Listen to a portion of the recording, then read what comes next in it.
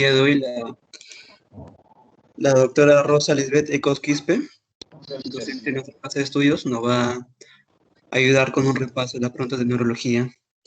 Ella es médico neuróloga del Instituto Nacional de Ciencias Neurológicas, jefa del Departamento de Emergencias, magíster en investigación epidemiológica y magíster en gestión de servicios de salud. Muchas gracias, doctora, por estar el día de hoy con nosotros. Ok, Rodrigo, muchas gracias. ¿Cómo están todos, chicos? Buenas tardes. Nos volvemos a encontrar en circunstancias totalmente diferentes, pero siempre con la iniciativa y felicitar la iniciativa de todos ustedes de seguir estudiando. Sigan adelante, chicos, que todavía el camino es largo. Entonces vamos a dar inicio al repaso de las preguntas que tengo entendido. Ya ustedes han dado como un pasito, ¿no? ¿Cuál es más o menos el porcentaje de respuesta de tus compañeros? ¿Has hecho como un survey de respuestas buenas, respuestas malas, algo, Rodrigo, para más o menos tener la idea cómo están con las respuestas? Sí, doctora, en promedio, el puntaje medio ha sido de 54 puntos de 100. O sea, estamos en 11.5, más o menos. Aproximadamente, doctora. Ya, ok, perfecto. Bueno, estamos bien, no estamos tan mal.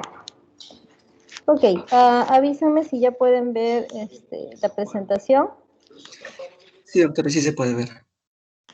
Ok, estoy poniendo en modo presentación. Muy bien, vamos a empezar entonces. La primera pregunta, a ver.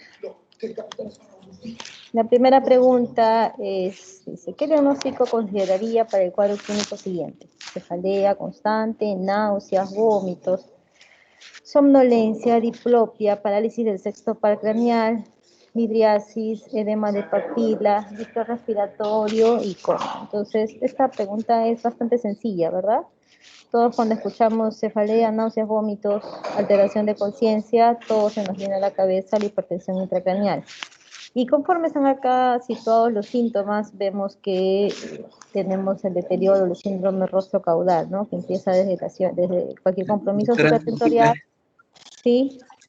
está la diapositiva de la pregunta porque solamente sale la portada de la primera diapositiva. No, está la pregunta. ¿Qué pasó? ¿Le puse siguiente? ¿Qué habrá pasado? Tendré que pasar de acá. No te sale. Bueno, en mi caso solamente me aparece lo que es la portada, ¿no? De resolución de preguntas de neurología. No, según Igualmente, yo ya estoy... Rodrigo, también aparece lo mismo, igual. Entonces voy a tener que, no lo voy a poner como presentación, pondré así nada más. Ahora sí se ve Ya, ahora mejor. sí pueden ver la pregunta, ya, ok, entonces no lo voy a tener que poner como presentación. Ya, ok. Volvemos entonces. Dice, ¿qué diagnóstico consideraría para el cuadro clínico siguiente? Cefalea constante, náuseas, vómitos, somnolencia, diplopia, parálisis del sexto nervio craneal, midriasis, edema de papila, distrés respiratorio y coma. Bueno, el síndrome de hipertensión endocraniana es fácil reconocible acá, ¿verdad? Cefalea intensa, náuseas, vómitos y alteración de conciencia. Entonces acá está remarcado el síndrome de hipertensión endocraniana. Les comentaba que estamos también viendo acá todo lo que es el deterioro rostro caudal o el síndrome rostro caudal, que empieza desde compromiso a nivel del mesencéfalo con una midriasis, edema de papila, que cuando la hipertensión endocraniana es severa ya puede causar compromiso y paro respiratorio por afección vulvar, ¿verdad? Entonces esto es el cuadro clásico de un cuadro de hipertensión endocraniana. Voy a tratar de compartirlo de otra forma porque si no lo pongo en forma de presentación no se van a remarcar las preguntas. A ver un ratito, ¿ya? A ver un ratito.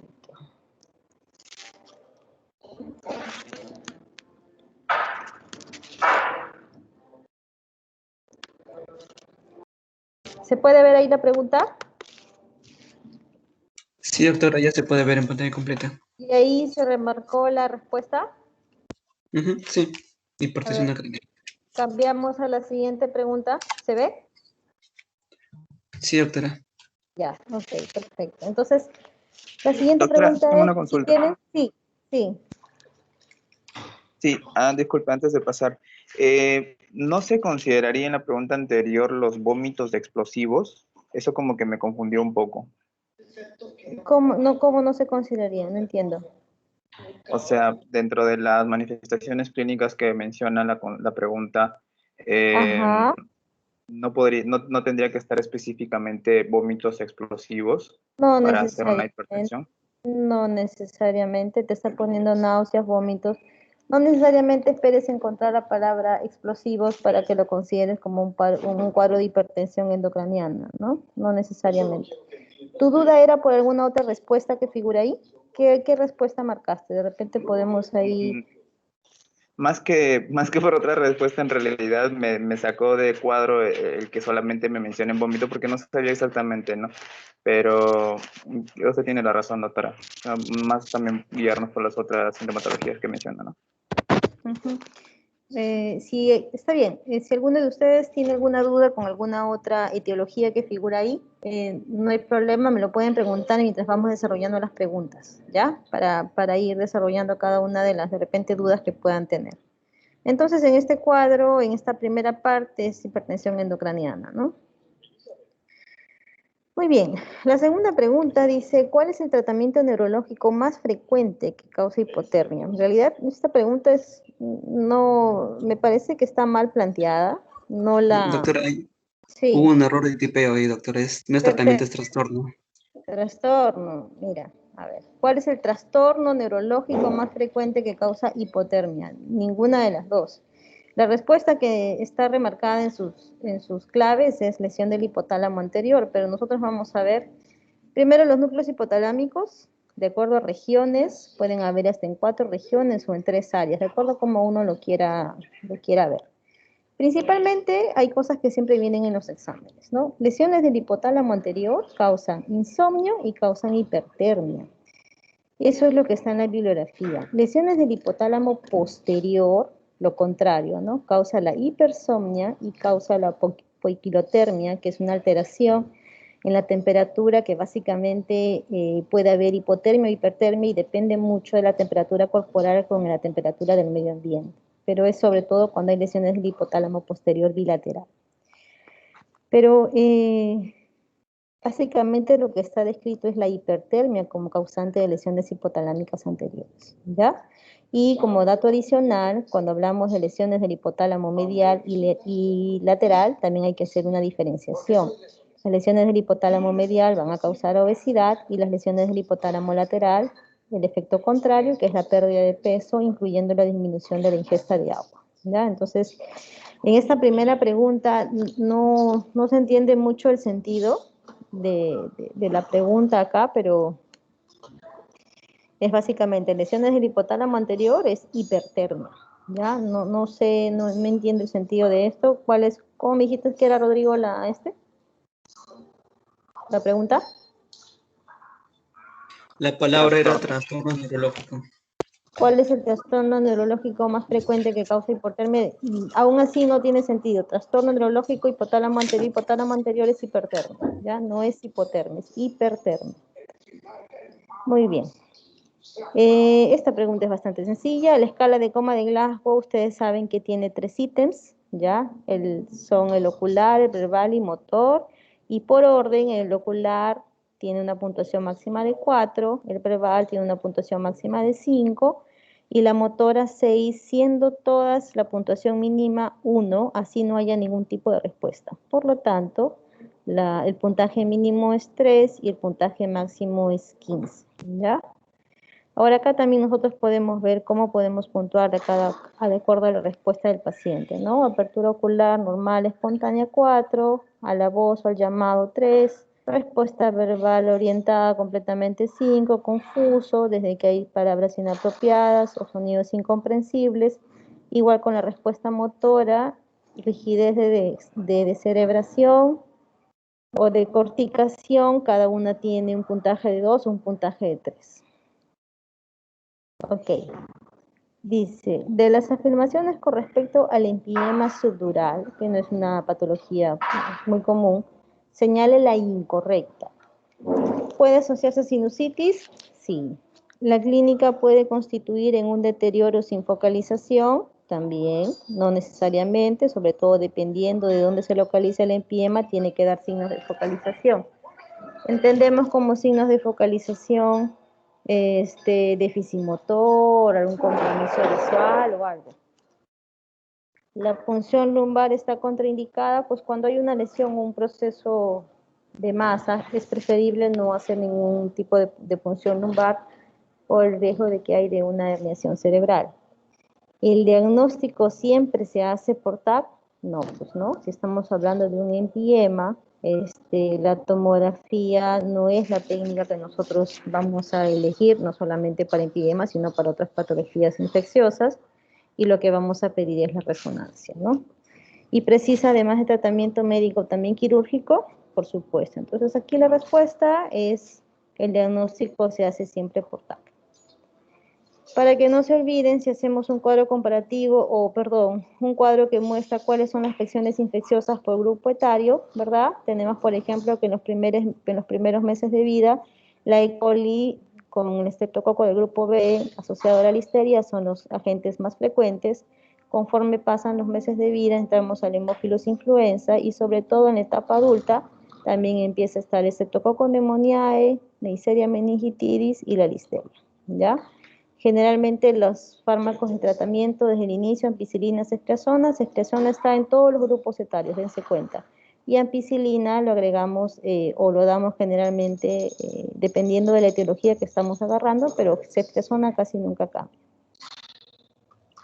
El absceso cerebral, antes de ir más allá, el empiema, hay absceso cerebral, hay el empiema, que es menos frecuente aún, pero de todas estas patologías, el absceso tiene la tríada clásica de cefalea, fiebre y déficit focal, ¿no?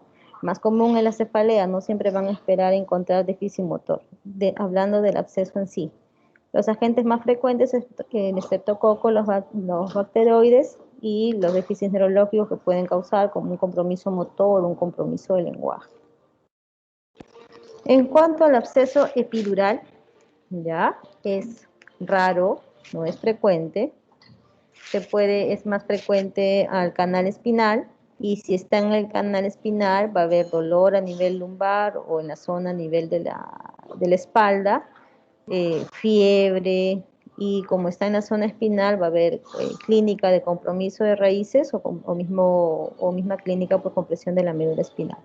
El agente más frecuente es Staphylococcus aureus en absceso epidural, y en empiema subdural, que es igual a colección de pus en el espacio subdural, se da por una extensión de alguna infección en los senos nasales o en el oído interno. Pero digamos que de todas esas patologías, el más frecuente es el absceso. Muy bien. Si tienen alguna pregunta me avisan. La siguiente es, para llegar al espacio epidural, señala la estructura que no atraviesa. Esta es muy sencilla, solamente desde que le dice espacio epidural, significa que está encima de la dura madre. Entonces, la que no atravesará será la dura madre. Si fuera subdural, tienen que dar por entendido que la dura la están atravesando. Acuérdense de anatomía, piel. ¿Pueden ver el cursor, chicos? Así se ve. El rojito. Ya, el láser. Piel, hueso, ya. En esta zona está la dura madre. En la parte media está el aracnoides y en la parte más cercana está la pía madre. Entonces, esta es la anatomía de las meninges, dura madre, aracnoides y pía madre. Todo lo que está por encima de la dura madre será epidural y todo lo que está por debajo, subdural. Esto también es bastante frecuente. El tumor más frecuente a nivel del ángulo pontocerebeloso, el neurinoma del acústico de la cabeza. En general, de todos los tumores del sistema nervioso, el neurinoma es más o menos del 10%. Pero de esta zona es el más frecuente, el neurinoma. ¿Cuál es el antagonista de la prolactina? Dicen, ¿no? Dicen, ¿dónde se produce el antagonista de la prolactina? Muy bien, la respuesta, hipotálamo, que es el centro regulador a nivel del eje hipotálamo hipoficiario. Acá está la prolactina y tiene un efecto inhibitorio a través de la dopamina, a través del hipotálamo, pero que se produce en esta zona, ¿no? Ese es el eje hipotálamo hipoficiario.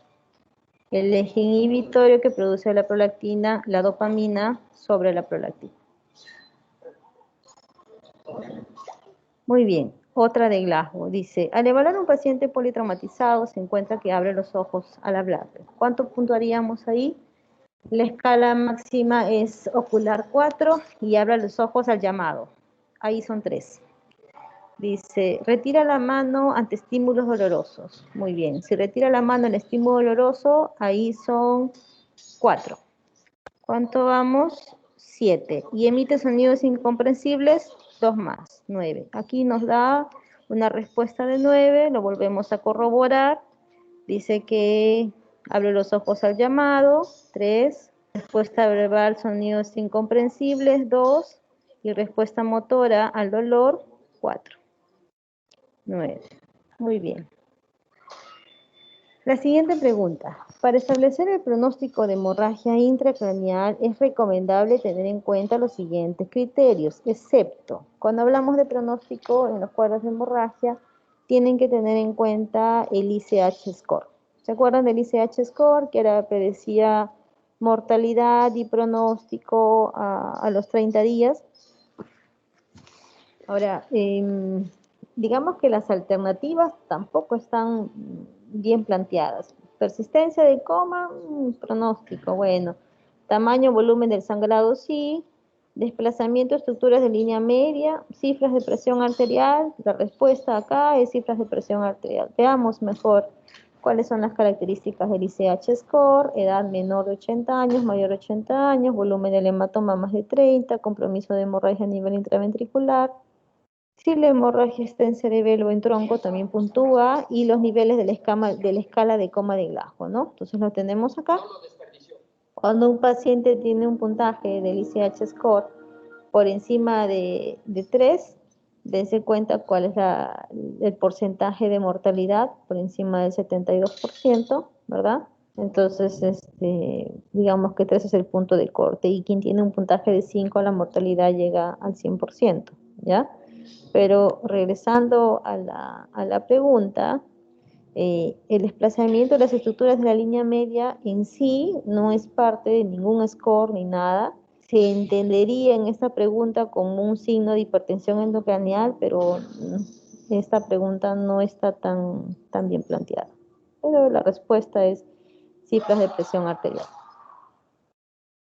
Muy bien. La siguiente dice, indica la respuesta falsa en relación a las hemorragias intraparenquimales. Una corta parte aproximadamente tiene lugar en tronco y en cerebelo. Más o menos, el porcentaje va por ahí, perfecto. Dice, las hematomas de ganglios basales son los más frecuentes. Se refiere a las hemorragias profundas. Sí, son las más frecuentes. Dentro de ellas, acuérdense que la hemorragia putaminal es la más frecuente. La angiopatía amiloide es una causa considerada en pacientes ancianos. Sí, acuérdense el depósito de la proteína beta amiloide en la pared de los vasos que causa una fragilidad y un riesgo de hemorragia. La causa hipertensiva es más frecuente en hemorragias lobales. Aquí sí no, ¿no? Ahorita vamos a ver cuál es la localización de las hemorragias hipertensivas. Es en zona de arterias perforantes, y la zona de arterias perforantes no es la localización lobar. Lobar es para angiopatía amiloide. Las causas secundarias, excluidas las postraumáticas, constituyen una minoría, relativo, ¿no? Relativo, pero digamos que aquí la que sí no se les puede, las que no se puede dejar pasar es la hemorragia hipertensiva como causa de hemorragia lobar. Veamos acá. Acuérdense ustedes cuando hacíamos la clase de hemorragia, esta es la localización o el diagnóstico topográfico de las hemorragias: lobar, profunda, tronco y cerebelo, ¿verdad? Las hemorragias lobares, o es una hemorragia secundaria A, o es una hemorragia primaria por angiopatía amiloide. Y las hemorragias hipertensivas tienen la localización que es profunda, localización en tronco y localización en cerebelo. ¿Por qué? Porque en esta zona se encuentran las arterias perforantes que por lipohialinosis, por hipertensión arterial crónica, causan poco a poco una degeneración de la pared del vaso y empiezan a producirse los pequeños microaneurismas de Charcot-Bouchard, que cuando hay un pico de hipertensión se produce una ruptura del vaso sanguíneo y por lo tanto una hemorragia hipertensiva. Entonces, las hemorragias por hipertensión arterial son profundas, tronco y cerebelo. Tronco nos referimos a protuberancia. Profundas, caudado, tálamo, putamen, siendo más frecuentes las putaminales. Por eso es que la respuesta allí es hipertensión por hemorragia lobar. ¿Ya? La siguiente pregunta dice, la causa más frecuente de embolia cerebral. Diría el mecanismo embólico, algo así, ¿no? Ya para no complicarnos la vida. Embolia, vamos, es lo mismo que decir la causa de cardioembolismo, porque no se puede poner embolia cerebral así de frente, como está acá, ¿no? La causa de cardioembolismo más frecuente, prótesis, todas estas son, ¿no? Es la primera causa de cardioembolismo, FA, que es una enfermedad subdiagnosticada. Acuérdense que le comentábamos, el Holter de 24 a 48 horas tiene una capacidad de detección de FA paroxística de menos del 5%, y cuando le hago el monitoreo continuo de 30 días, mi sensibilidad aumenta hasta un 30%. Entonces, aún así, por más que le haga 30 días, sigue siendo subdiagnosticado. Pero tengan acá todo el listado de causas de cardioembolismo y FA siempre es la más frecuente, ¿ya? De todas estas, acuérdense que la que no trato con anticoagulación son las endocarditis infecciosas, ¿verdad? Esas requieren tratamiento antibiótico. Muy bien, seguimos. Paciente que presenta náuseas y vómitos. Se evidencia una hemiparesia izquierda. Dice, se encuentra en tomografía cerebral sangrado a nivel de ganglios basales. ¿Cuál es la causa más común? Esta es una hemorragia profunda. ¿Cuál dijimos que eran las causas de las hemorragias profundas?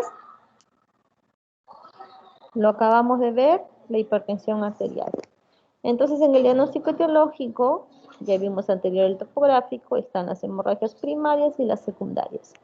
Tienen acá un cuadrito de todas las hemorragias secundarias que pueden haber. Como su nombre lo dice, secundario A. Enfermedades hematológicas, uso de anticoagulantes, tumores cerebrales, malformaciones vasculares, y primaria por hipertensión o por angiopatía amiloide. Siguiente. Dice, paciente que súbitamente presenta cefalea seguida de hemiplegia derecha, hemianestesia del mismo lado, desviación de la mirada hacia el lado izquierdo y hemianopsia izquierda. ¿Qué arteria está comprometida? ¿Ustedes encuentran algún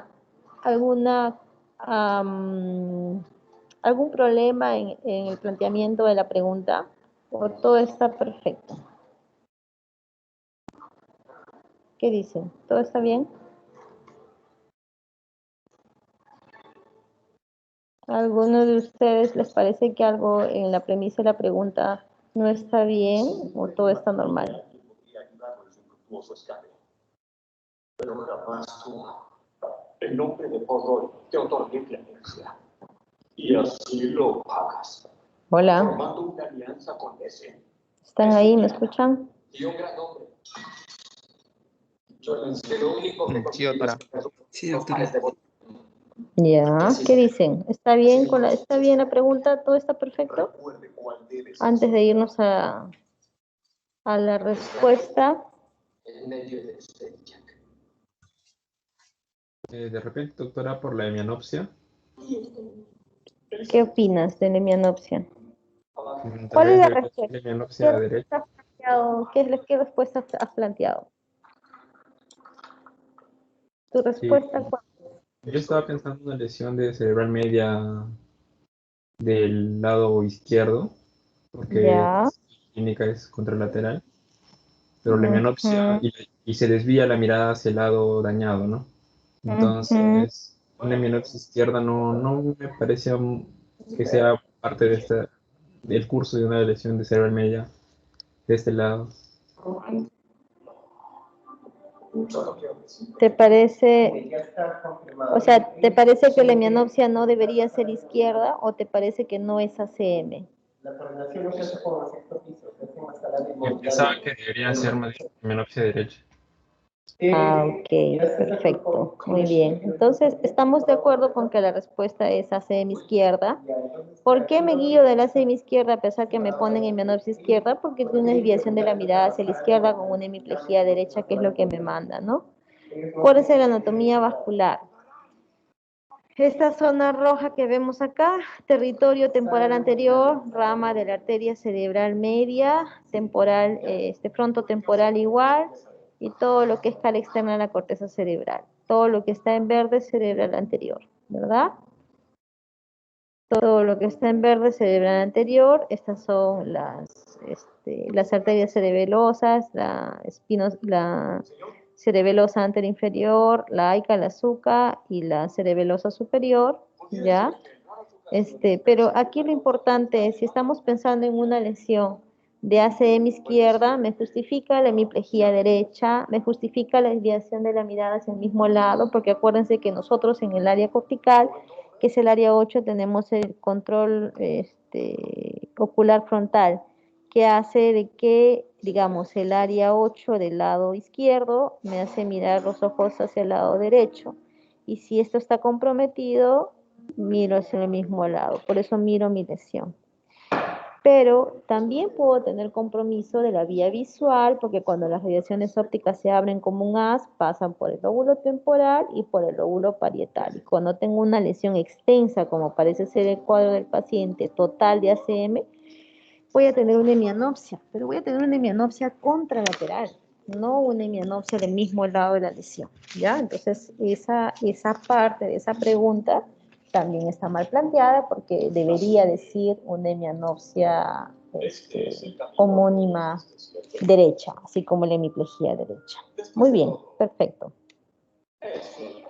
Seguimos avanzando. Entonces, dice, esta es otra pregunta que también yo no le encuentro sentido. Dice, el paciente con stroke y TPA, o sea, asumo que es un infarto cerebral y que quieren trombolizarlo y para hacer trombólisis endovenosa, ¿verdad?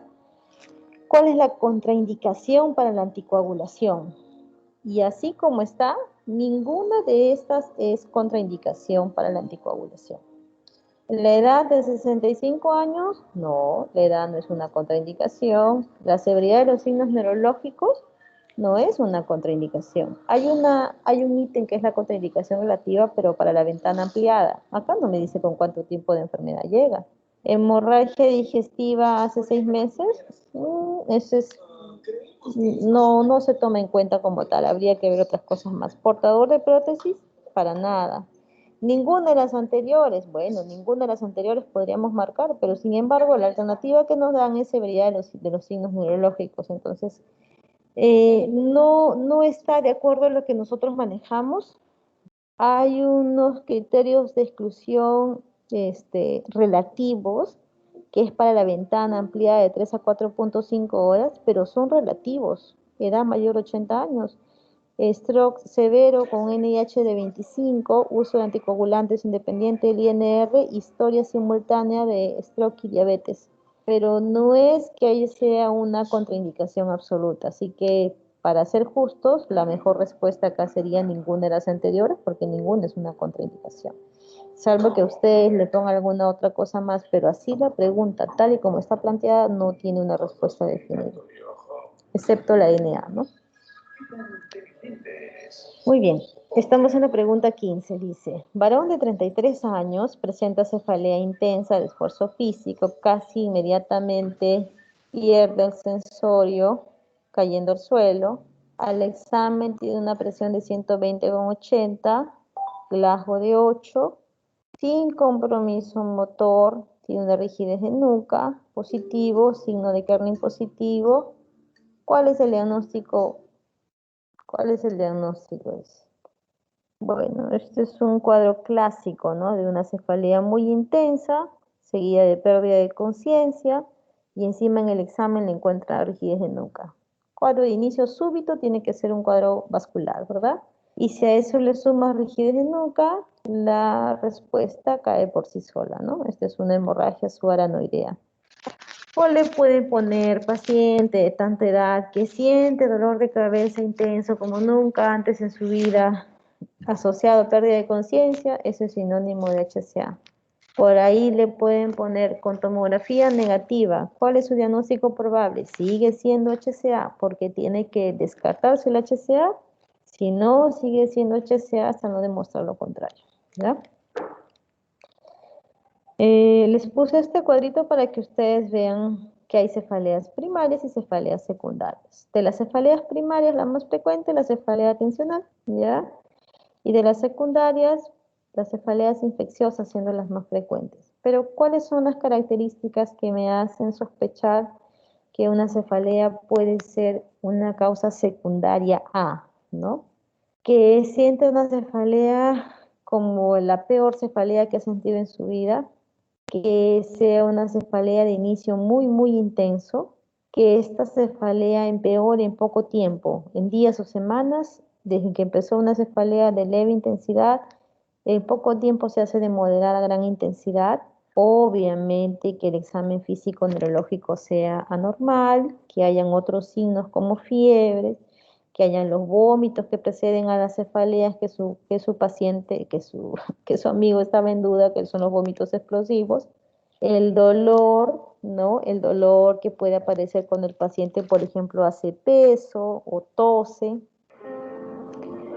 Que tenga alguna enfermedad sistémica asociada, que el dolor lo despierte cuando el paciente está descansando, que el dolor empiece por encima de los 50, 55 años tampoco, ¿no? O sea, el paciente que nunca ha tenido dolor de cabeza en su vida, pero después de los 50, 55 empieza a tener dolor de cabeza, hay que estar atentos, ¿verdad?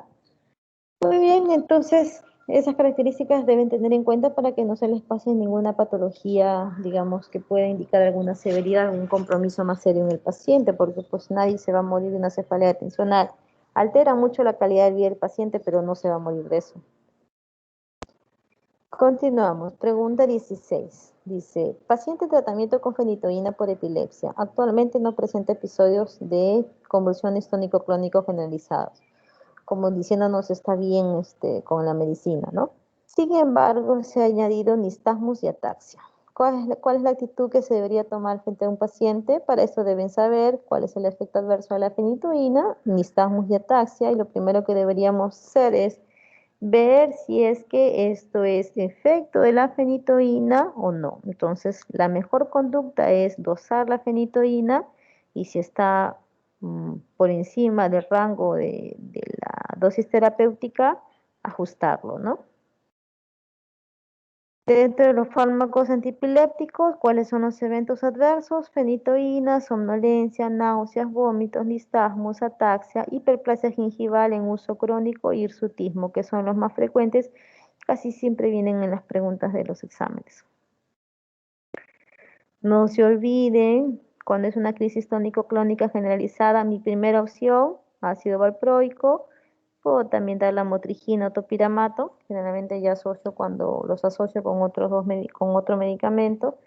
Cuando es una epilepsia parcial o una epilepsia focal, carbamazepina, la motrigina. Cuando es una crisis de ausencia, ácido valproico, etosuximida, que no tenemos, pero ácido valproico. Ausencia típica, mioclonos o crisis atónicas, ácido valproico. La motrigina y topiramato. No se olviden de esto de acá, por favor. Muy bien. Si tienen alguna pregunta, me avisa. Dice, ¿se produce por Doctora, pérdida de las células? buenas tardes. Sí. Una Sí. consulta. ¿Hay dentro de los fármacos epilépticos, hay alguno al cual lo asocien con vitamina B? B. Ujú. Como tratamiento para la epilepsia, no. Como vitamina B, no. Como tratamiento para la epilepsia, no. Junto a la par de alguna medicación que usen, ¿no? Por ejemplo, si le doy fenitoína o carbamazepina, dentro de mi indicación terapéutica, ¿estaría bien darle vitaminas del complejo B, piridoxina, por ejemplo? Como parte de tu tratamiento como antiepilépticos, no es como que cuando le das el tratamiento de targa le tienes que dar, o el tratamiento anti-TB le tienes que dar piridoxina porque sabes que te va a bajar los niveles, no.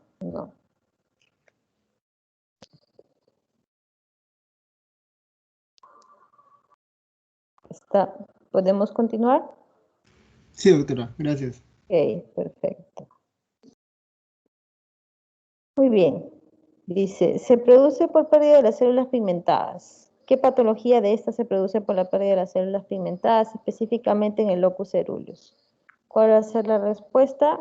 Para eso tienen que saber que la enfermedad de Parkinson no solamente va a afectar las neuronas dopaminérgicas a nivel de la sustancia negra en la pars compacta, sino también tiene afectación en otros núcleos, ¿ya? Como los núcleos de Meiner, los núcleos que tienen que ver con el neurotransmisor norepinefrina, los núcleos serotoninérgicos y también los núcleos nervios craneales como los nervios olfatorios o a nivel de la corteza cerebral, a nivel de los hemisferios.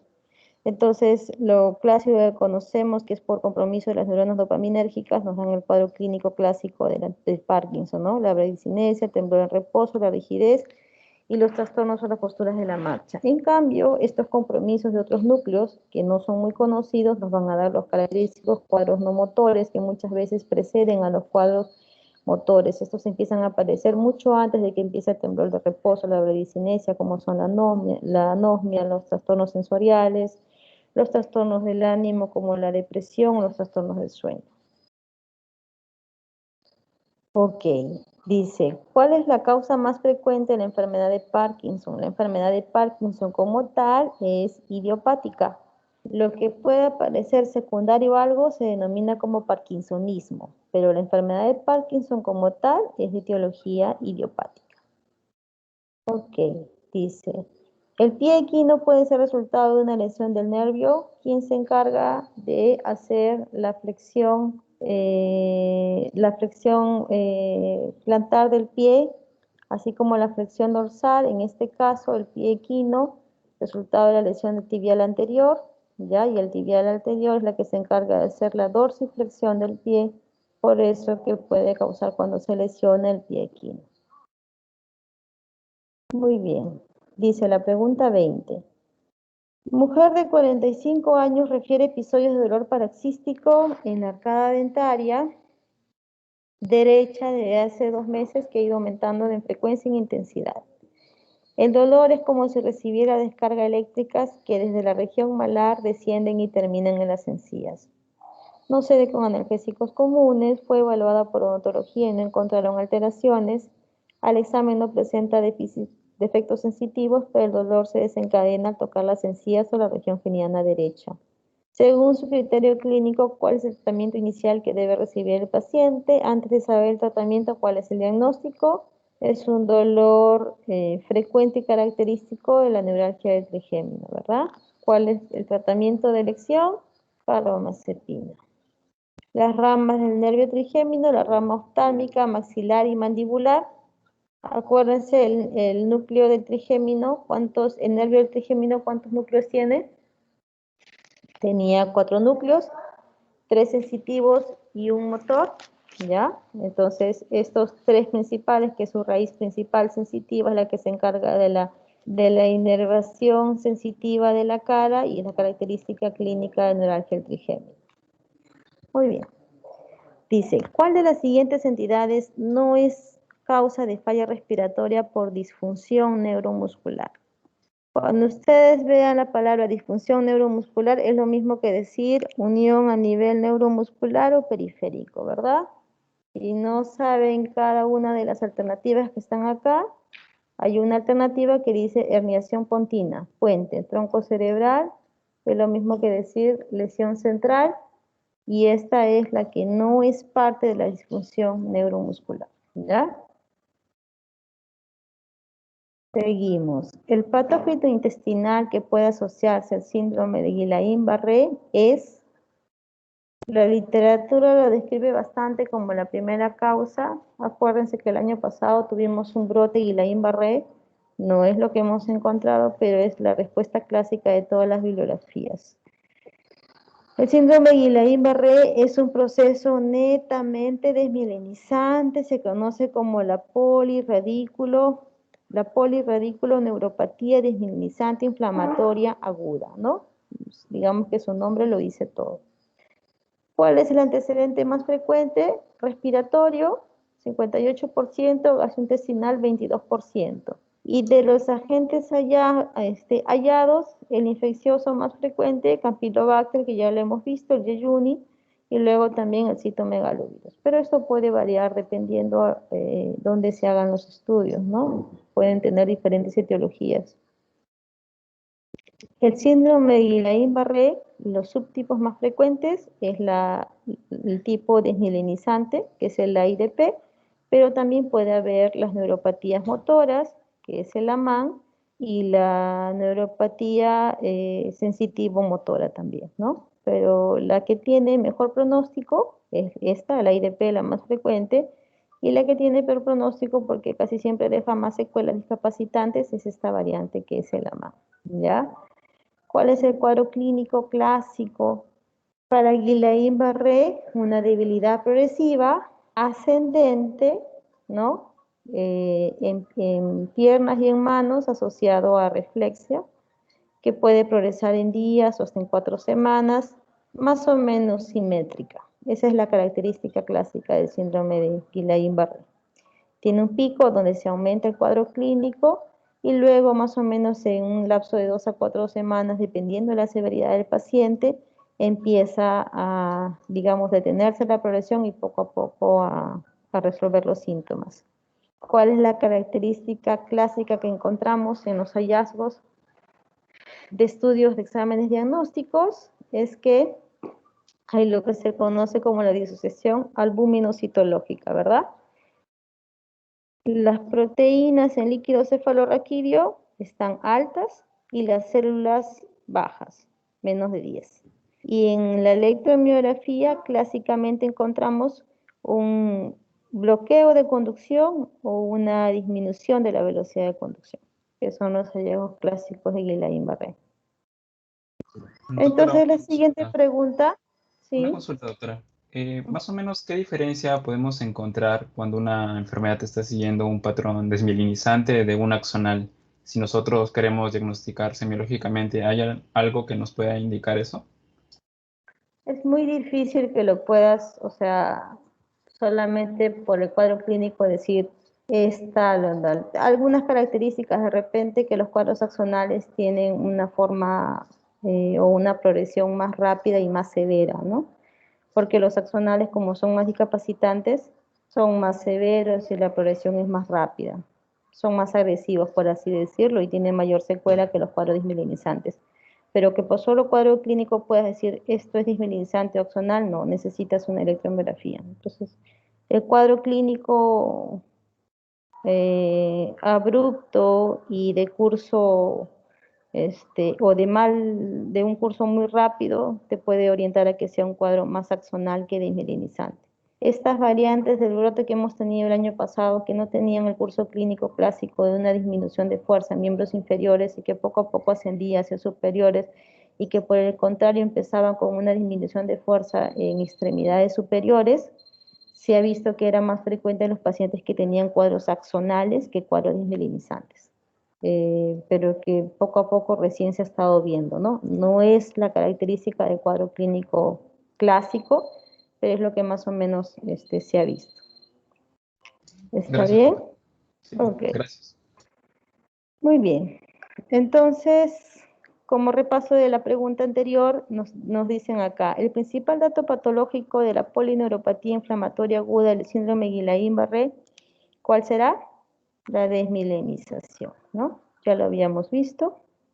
Dice, paciente mujer de 18 años que hace 2 semanas presentó un cuadro diarreico que se autolimitó. Acude a consulta por presentar debilidad muscular y parestesia. Al examen físico se encuentra disminuido de fuerza muscular simétrica en forma ascendente y reflexica, pues ya corresponde al síndrome Guillain-Barré, ¿no? Ya lo hemos repasado. Cambiamos ahora de patología. Dice, la manifestación o síntoma inicial de la esclerosis múltiple es: la esclerosis múltiple es una enfermedad autoinmune y tiene la característica de que casi siempre se manifiesta con cuadros de neuritis óptica. Vamos a ver acá. Ustedes tienen los síntomas iniciales de esclerosis múltiple, compromiso sensitivo y neuritis óptica, que son los cuadros más frecuentes. Debilidad también puede haber, o puede haber parestesias, ¿no? Esos son, digamos, los síntomas más frecuentes. La forma más frecuente de esclerosis múltiple es la recurrente remitente. Tiene episodios de aparición de crisis, por así decirlo, luego remite, luego puede volver a recurrir en el curso de la evolución. Luego está la forma de la esclerosis múltiple primaria progresiva, que empieza el cuadro clínico y conforme pasa el tiempo, la enfermedad sigue lentamente progresando. En ningún momento hay una remisión de los síntomas, que es la esclerosis múltiple primaria progresiva. La esclerosis múltiple secundaria progresiva, hay un brote inicial, remisión de los síntomas, brotes, y en un punto ya no hay una remisión de los síntomas persisten y empeoran en el curso de la evolución. Y la esclerosis múltiple, que es la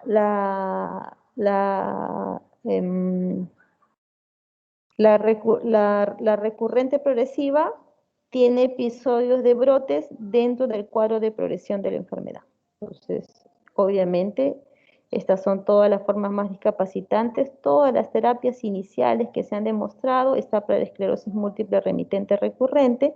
Para la primaria progresiva, se está hablando mucho de un tratamiento con anticuerpos monoclonales como es el ocrelizumab, que son de los que se están, digamos, usando para esta variedad, pero para estas dos que están abajo no hay ninguna terapia aprobada. En cambio, para la remitente recurrente están pues el interferón, ocrelizumab mismo, acetato de glatiramel, que ya son otros fármacos que hemos revisado en las clases previas. Dice, enfermedad desmielinizante caracterizada por la presencia de proteínas de carácter lesivo. Esta pregunta también la considero que no está muy bien planteada. Enfermedad desmielinizante, primero, de acuerdo a la respuesta que tienen ustedes ahí, es enfermedad de priones, enfermedad de Creutzfeldt-Jakob no es una enfermedad desmielinizante, se caracteriza por depósito de la proteína priónica, que es una degeneración, le llaman así una proteína infecciosa, pero no es desmielinizante en sí. Lo único que en esta pregunta orienta a priones es el término que le ponen proteínas de carácter lesivo, ¿sí? Porque es una degeneración de unas proteínas infecciosas que empiezan a producir daño irreversible. Es lo único, pero como el término desmielinizante no me encaja tampoco. Sin embargo, esta es la respuesta que ustedes tienen del banco. Para que ustedes vean desde el punto de vista de imágenes, ¿ya? El diagnóstico de la enfermedad de Creutzfeldt-Jakob o la enfermedad por priones es por anatomía patológica.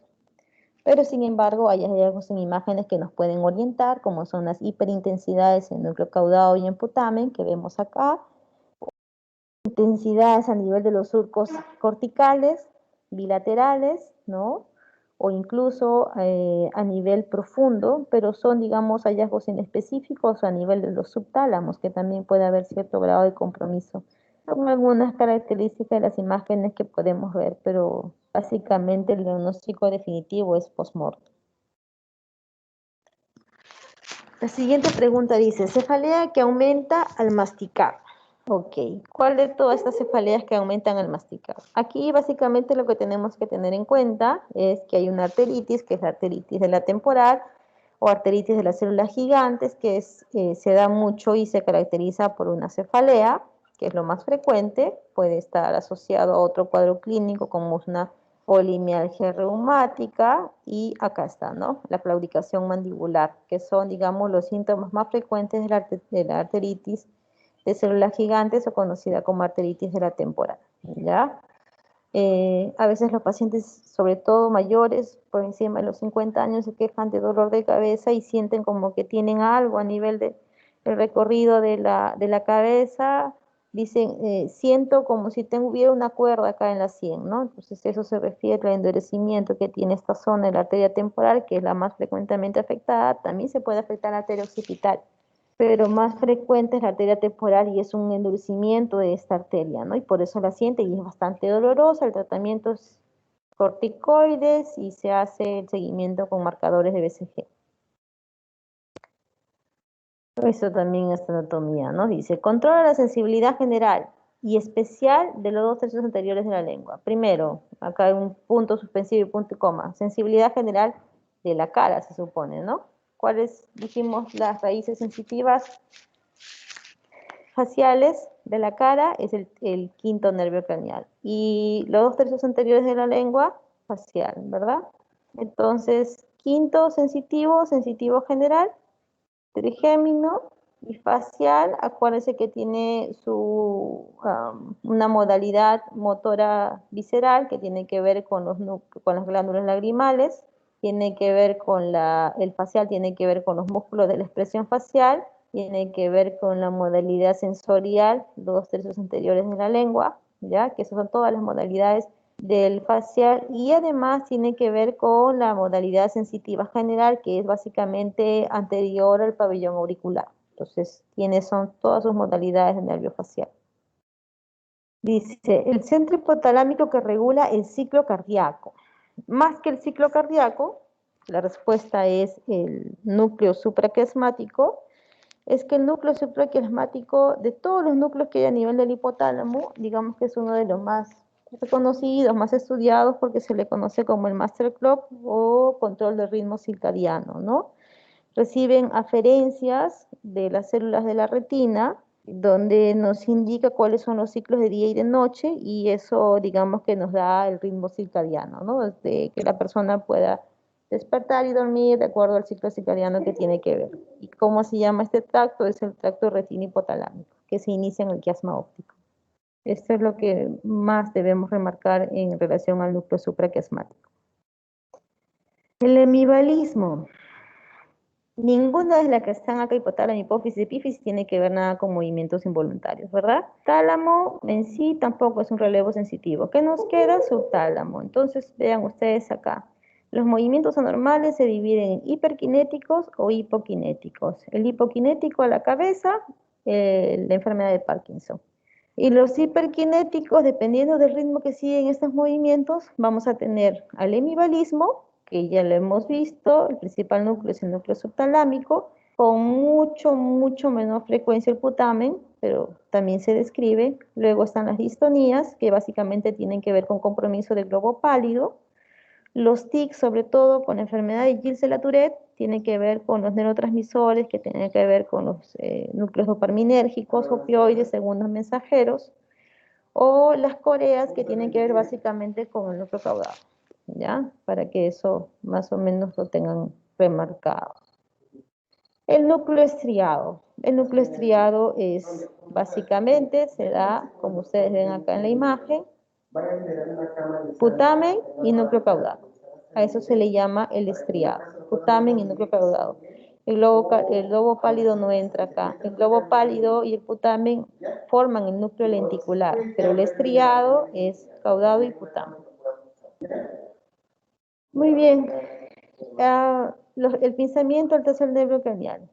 Acuérdense el pinzamiento del tercer nervio craneal. No sé si se ve muy bien la imagen ahí, pero esta es una arteria vertebral, otra arteria vertebral, la arteria basilar, que termina en sus dos ramas, que es la arteria cerebral posterior. Y acá está el tercer nervio craneal, ya, aquí sale la cerebral posterior, y esta de acá es la cerebelosa superior. Esa es la pinza del tercer nervio craneal. Dice, el predominio de la célula gigante de Betz en la corteza cerebral, ¿es en qué capa? Las células de Betz, quinta capa, lo ven acá, corteza motora primaria, quinta capa, ¿ya? Reflejos tricipitales. Acuérdense que el reflejo tricipital es bicipital, bicipital es C5, C6, tricipital C7, C8. Estos son los reflejos. Si hacemos en el tendón bicipital será bicipital, si hacemos en el tricipital será tricipital, raíces C7, C8, Bicipital C5, C6, brachiorradial es lo mismo que bicipital, cuádriceps L3, L4 y el aquilio L5, S1, principalmente S1. Ok, dice, el reinicio de anticoagulación en un paciente con SB de origen cardioembólico con NIHSS de 13 es de. Para esto tenemos que revisar, la respuesta son 6 días. Esta pregunta tendrían que poner la fuente, ¿no? Porque esta respuesta la han sacado de la guía europea de anticoagulación, porque la guía americana con este NIH de 13 tranquilamente te puede poner 12 días o 13 días o 10 días. Esta pregunta también así suelta no tiene mucho fundamento. ¿De dónde sacan los 6 días?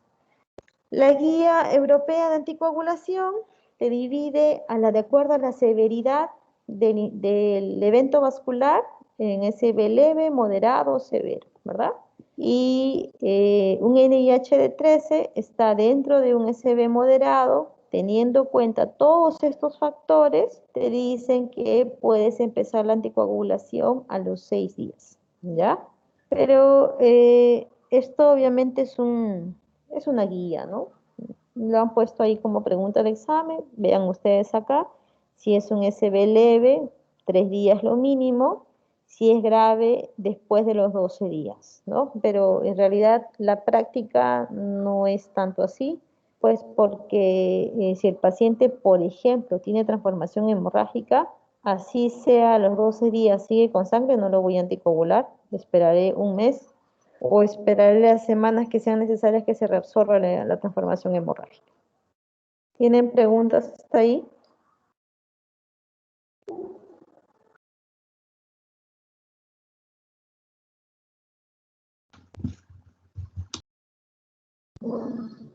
Hola.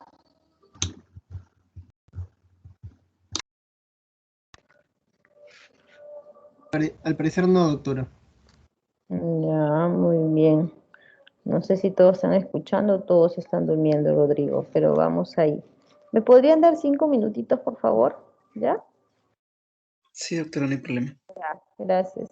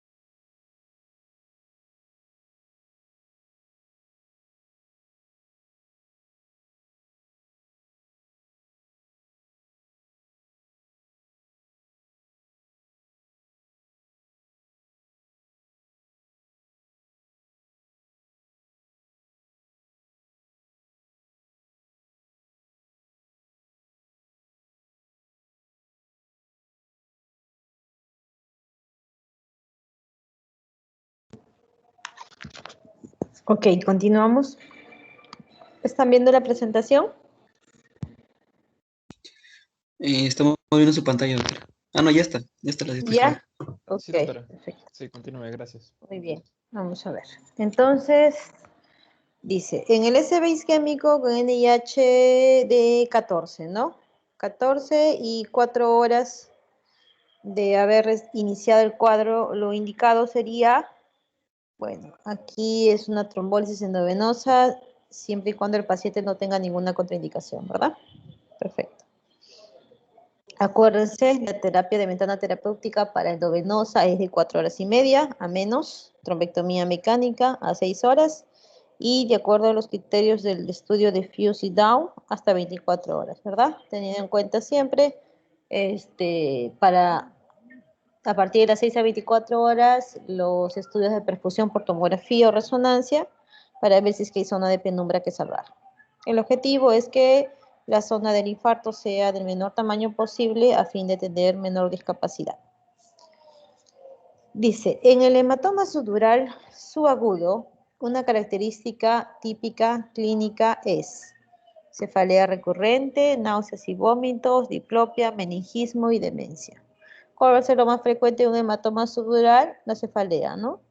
Más que cefalea recurrente, lo entiendo como una cefalea, digamos, entre media gravativa, algo así, ¿no? Porque el hematoma dice su agudo, no es tan crónico. Dice, en lesión de la arteria cerebral anterior, ¿qué predomina? ¿Cambios visuales? No, no tiene nada que ver con cara medial. ¿Cambios de conducta y alteración de esfínteres? Sí. ¿Hemiparesia predominio faciobronquial? No. Faciobranquial es de ACM. La hemiparesia de ACA tiene que ser a predominio plural porque es cara interna de la corteza cerebral. Hemianopsia homónima, no, tampoco. No es territorio de ACP ni ACM. Afasia, menos, ¿verdad? Entonces, por descarte o por lo que quieran, queda cambios de conducta, alteración del esfínteres. En la cara interna de la corteza cerebral se encuentra el centro cortical de la micción, por eso que también causa compromiso de esfínteres, ¿ya? Muy bien. Dice, la manifestación más incapacitante de la enfermedad de Parkinson, a diferencia de lo que muchos crean, no es el temblor, no es la rigidez, sino es la bradicinesia, porque esa lentitud del movimiento hace que el paciente no pueda caminar, no se pueda incorporar. El tratamiento profiláctico, dice acá. La pregunta dice profiláctico. En la migraña se considera beta bloqueadores, antidepresivos, antagonistas de calcio, antipilépticos, AINES. Entonces, a esa pregunta también está mal planteada, porque según la respuesta es AINES. Sería AINES, salvo que en la premisa diría, en el tratamiento profiláctico de la migraña se considera excepto. Ahí sí marco AINES, porque los AINES es para el tratamiento agudo. Para el tratamiento profiláctico están todos los que dicen acá. Beta bloqueador, antidepresivo, antagonistas de calcio y antipilépticos. Miren acá. Bueno, primero no se olviden cuáles son los criterios para migraña, ¿no? Cefaleas repetidas que duran entre 4 y 72 horas. Para empezar, ¿qué tiene que tener? Dos de los siguientes. Dolor unilateral, ¿no? Un dolor más o menos pulsátil, que se agrava con el movimiento y de moderada a gran intensidad. Dos características de esta, más una de estas, náuseas, vómitos, o fotofobia y fonofobia. Estos son los criterios clínicos. Miremos en el siguiente cuadrito, espero que puedan ver ahí, tratamiento agudo de la migraña. Analgésicos como paracetamol o los AINES. O también los triptanes, ¿no? Naratriptán, rizatriptán, sumatriptán, que es el más conocido. Pues aquí están todos, ¿verdad? Pero es tratamiento agudo. En el tratamiento preventivo profiláctico están los beta bloqueadores, que son los más comunes, los más usados, los antidepresivos tricíclicos como la amitriptilina, anticonvulsivantes, ¿no? Entonces están acá listados en esta parte. No, los AINES no son parte del tratamiento profiláctico, son parte del tratamiento agudo, ¿ya? Entonces la pregunta anterior, o le faltaba el excepto o era tratamiento agudo, pero no la respuesta tal cual está planteada ahí. Muy bien, dice. La cefalea de origen migrañoso tiene las siguientes características, excepto, ya lo hemos visto, ¿no? Tiene que ser hemicranial, tiene que ser pulsátil, tiene que estar entre 4 y 72 horas y tiene una característica que se aumenta con el esfuerzo, no que no se aumenta con el esfuerzo. Por esto es el excepto. Dice, la cefalea en racismo, en clúster o la cefalea de Horton, estas comparten la característica que son cefaleas trigeminales. Tienen las siguientes características, excepto, es semicranial, tiene epífora, tiene ojo rojo, tiene rinorrea, sí. Excepto, dice, curación de 24 horas de crisis. Estas son todas las cefaleas trigeminales que pueden haber, los 3 tipos, ¿no? Por ahí también hay otras variantes más. Generalmente la cefalea en clúster, la cefalea hemicránea paroxística y la cefalea que están asociadas con signos autonómicos. Miremos acá qué es lo que nos importa en relación a la pregunta, la frecuencia de ataques. Esta va entre 1 a 8 días. Esta, de hemicrania paroxística, entre 1 y 40 días. Y esta, entre 3 y 200 días. Pero no menos de 24 horas, o sea, menos de un día. Por eso que esta es la respuesta también, ¿ya? Ya vimos Guillain-Barré. Marque lo falso, dice. Cuadriparesia ascendente simétrica, sí. Arreflexia, sí. Afectación del séptimo, sí. Dice, disociación albúmino-citológica, segunda, tercera semana, también. Miller-Fisher no tiene oftalmoplejía, el cuadro o el signo cardinal de Miller-Fisher, que es una variante de Guillain-Barré, tiene que tener oftalmoplejía. Muy bien. No es característico de lesión cerebelosa, no es. Dismetría si hay, iriadococinesia si hay, ataxia si hay, temblor de intención también. Que no entra acá la vibración, porque la vibración es parte de ¿qué vía? Vía del cordón posterior, ¿ya? Dice, paciente con cefalea asociada a vértigo, disartria y tinnitus. ¿Qué tipo de migraña es? Ya te puso migraña. Si es vértigo, no hay otra que es una migraña basilar. Esta está bastante sencilla. Esta pregunta también tiene, o sea, está muy suelta, ¿no? Muy al aire. Dice, paciente con HCA confirmado por TAC, ¿ya? El siguiente paso es, yo supongo para el diagnóstico, ¿no? O para saber de dónde se viene el HCA.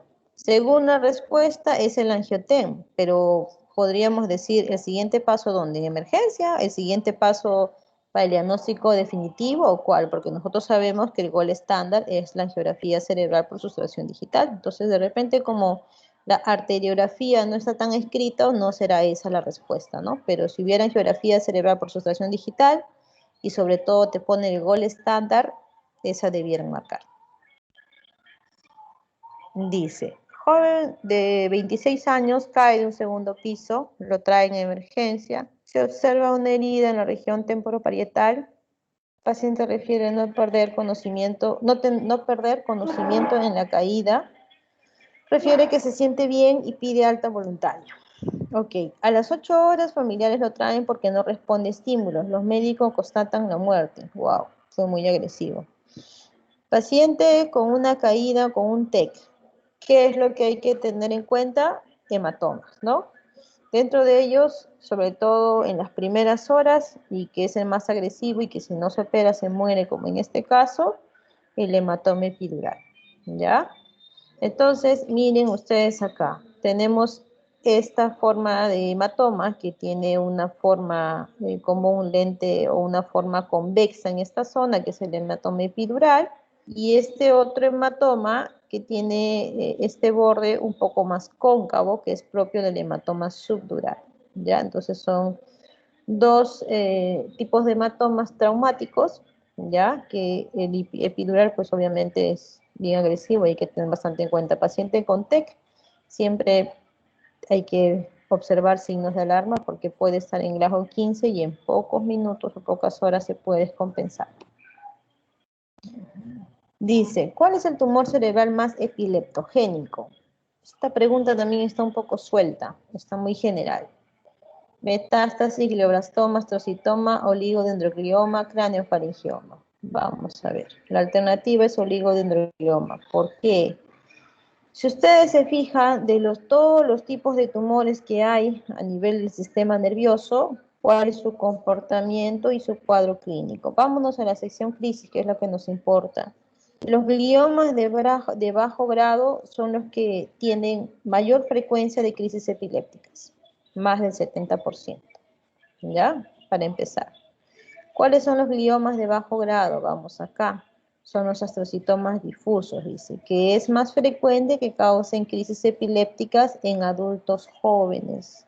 Entonces, el oligodendroglioma es un tipo de tumor que es más frecuente en adultos jóvenes, ¿ya? No es el más frecuente de todos los tumores, pero sí es el que causa más crisis epilépticas. Esto sí se lo tienen que saber directo nada más. Doctora, una consulta. ¿Y hay Sí, alguna explicación para eso de que un tumor de bajo grado sea más epileptógeno? ¿O simplemente es un hallazgo que se sabe?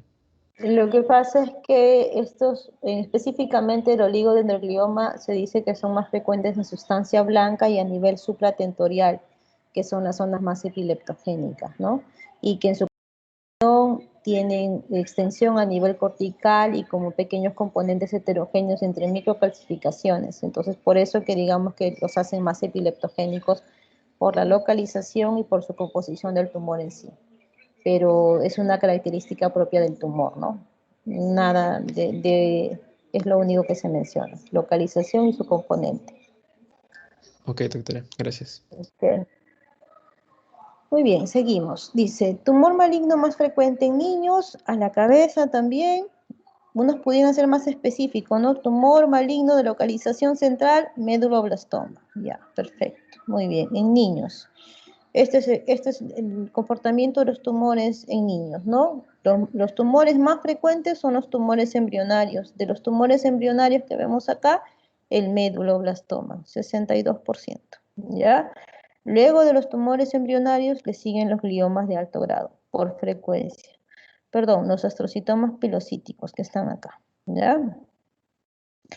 Conforme avanza el grupo etario de 15 a 19 años, que ya no es en sí al caso anterior, los tumores hipofisiarios son los más frecuentes, 32.8%, ¿ya? Para que lo tengan.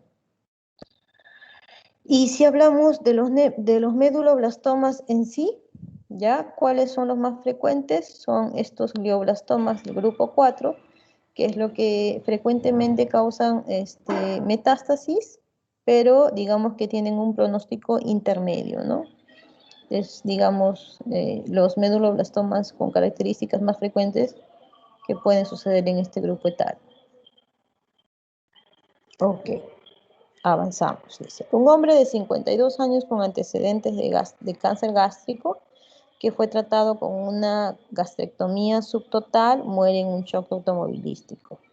En la autopsia, el examen de la médula espinal muestra atrofia unilateral de neuronas en su zona posterior.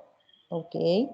El examen neurológico del paciente, cuando aún estaba vivo, probablemente habría mostrado cuál de los siguientes hallazgos. Cuando a un paciente le hacen una gastrectomía subtotal, ¿qué problema de qué vitamina va a tener? Déficit de vitamina B12 por ausencia del factor intrínseco, ¿verdad? Y la absorción que se va a producir. Entonces, si me habla aún así que en la autopsia dice que tiene una atrofia unilateral de neuronas de la zona posterior o del cordón posterior de la médula espinal, ¿qué cosa voy a esperar a encontrar? De todas estas, ¿cuál es compromiso del cordón posterior? Disminución del sentido vibratorio. De repente hasta por eso se chocó, ¿no? Porque como tenía problemas de cordón posterior, no podía diferenciar si estaba frenando o no, o de repente estaba acelerando mucho y no se daba cuenta y de repente por eso se tuvo el accidente. Entonces, es un ejemplo clásico de déficit de vitamina B12 y compromiso de cordón posterior, síndrome cordonal posterior. Acuérdese, fascículos de Gracil o de Gall, el fascículo cuneiforme de Burdach, cordón posterior, que tiene que ver con la posición, vibración y la presión. ¿Ya? Muy bien, chicos. Doctora, Este es el repaso. Sí. y para la disminución del sentido del dolor, ¿a qué nivel tendría que ser la lesión? Sentido del dolor, si me estás hablando de la vía dolorosa, es la vía espinotalámica, ¿no? Sí, tendría que ser vía espinotalámica y es espinotalámica lateral. no es cordón posterior. Y el dolor puede ser a cualquier nivel de la vía espinotalámica, no solamente en su compromiso medular, sino también a nivel central.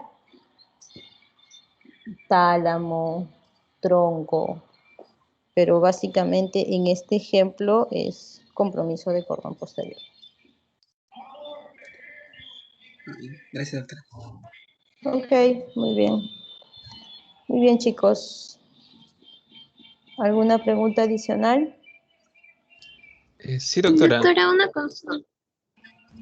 Continúa. Ya. Yo hablo después. Sí, en la última pregunta, ¿también podría considerarse motricidad fina? Sí, podrías considerarlo por el tema del táctil epicrítico que tiene que ver con la sensibilidad profunda, pero como digamos que está todo más ligado a esta parte, yo lo entiendo yo con el problema del choque y que de repente tiene compromiso en la vibración por sentir o no sentir la presión que hace, digamos que la mejor respuesta sería disminución del sentido vibratorio.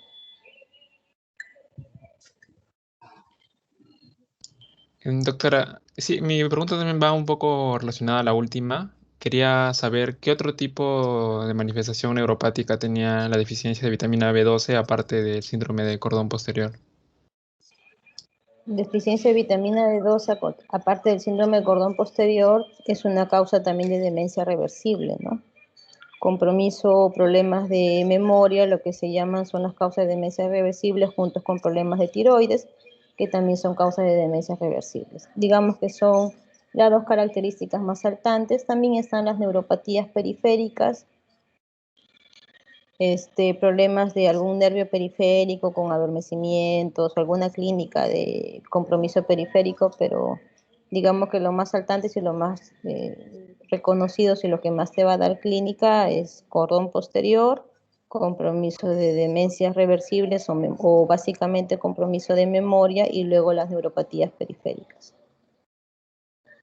Y incluso, doctoras, también se puede ver disminución de la propiocepción, por ejemplo, que cuando se le haga la maniobra de Blomberg ellos tengan Blomberg positivo, Eso es o muy parte del aparte. cordón posterior. No, está bien, pero eso es parte del cordón posterior. Cuando nosotros hablamos de síndrome coronal posterior, tú tienes que ver ahí cuáles son tus formas de evaluación de cordón posterior. A ver, ¿de qué forma evalúas cordón posterior? Sí, justo Discriminación yo de lo dos puntos. evaluaba con Ya, esa maniobra. claro, pero todo es parte del cordón posterior. O sea, eso sigue englobándose en cordón posterior. Discriminación de dos puntos, sensación de la vibración, de la posición, del peso, de la presión, ¿no es cierto? Entonces está la palestesia, está la varestesia, la varognosia, la esterognosia y la discriminación de dos puntos. Ahí están tus 5 formas de evaluación. Y de cualquiera de tus 5 formas de evaluación va a estar alterado porque hay compromiso de cordón posterior. ¿Se entendió? Sí, doctora, Fuera gracias. del cordón posterior, también el compromiso de memoria que se llama la demencia reversible o también las neuropatías periféricas. Pero obviamente que la vibración, que es la palestesia, no es la única forma de evaluación de cordón posterior, sino están las otras que ya te mencioné.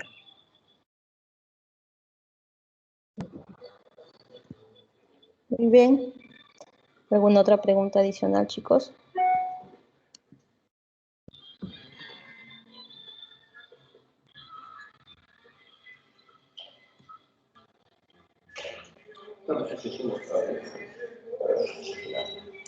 ¿Por qué tiene preguntas, doctora? Ok, muy bien, Rodrigo. Muy bien, chicos. De mi parte, estudien, sigan preparándose. Les deseo mucha suerte. ¿Cuándo es su examen? Muchas gracias, doctora. Hoy ya dieron, Para el creo. examen, Ya dieron, ¿no? Para el siguiente año ya se están preparando ustedes. sí, Con el el examen de internado. salud no se sabe cuándo sería. Bueno, ok. No hay fecha todavía. Es más, para ninguno, ni el salud ni de nada. Para este año. ¿Pero no han dado el ENAN ahora? Ha habido un examen de ENAN, creo, este año. ¿Ya dio? No. Ahora El último, extraordinario creo que ha online. sido. El extraordinario, sí, Pero ha virtual. habido habido un online, ¿no es cierto? Sí, hace poco, hace menos de un mes, creo. ¿O no? Extraordinario. Sí, Ah, el extraordinario. bueno.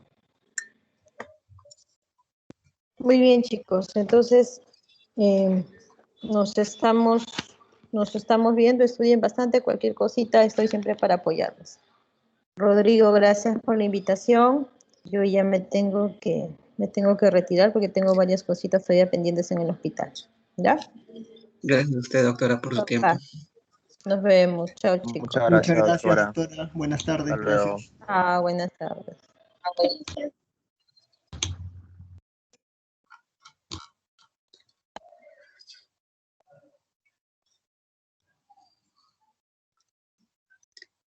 Bueno, ya me di cuenta ya que he olvidado mucho de neurología. Por 2. Por tres, por tres. Va a haber puntos a favor, ¿no? Sí. Infectología, la 6, ¿no, Rodrigo? Sí, Shamir. En la otra reunión que ya estaba programada ya. Gracias.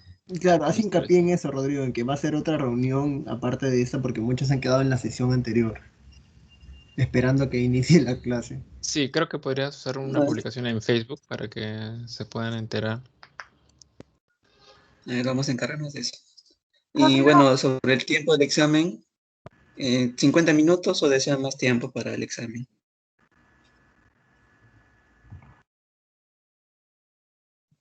O tú cómo lo ves, Shamir, porque tú tienes que coordinar con el doctor Cuellar sobre en qué momento empieza él. Yo opinaría que más bien el examen se empiece un cuarto para las 6, porque son las Ya, preguntas un poco más basadas en casos clínicos y va a requerir más tiempo para que puedan leerlas. ya entonces sería de 5:45 a 6:45, ¿no? En promedio, ¿no? Como tiempo máximo. Ya, pues está bien, entonces Sí, me vamos a hacer parece la una hora publicación en prudente. la página de Facebook. Rodrigo, Y también acá en el chat. la Hola, otra ¿quién es? ¿no? Soy Henry. Ah, Hillary. Creo que la doctora no es de dejar diapositivas. Más bien, pero yo tengo No se las... veían, ¿ah? ¿Cómo? Es que habían ¿Cómo? algunas tablas que ya puso que no se veían bien. Entonces, ni para tomar captura ni nada. Ah, bueno. Bueno, la Pero experiencia creo que yo que tengo... sí han llegado a grabar, ¿no? No, Sí. claro, pero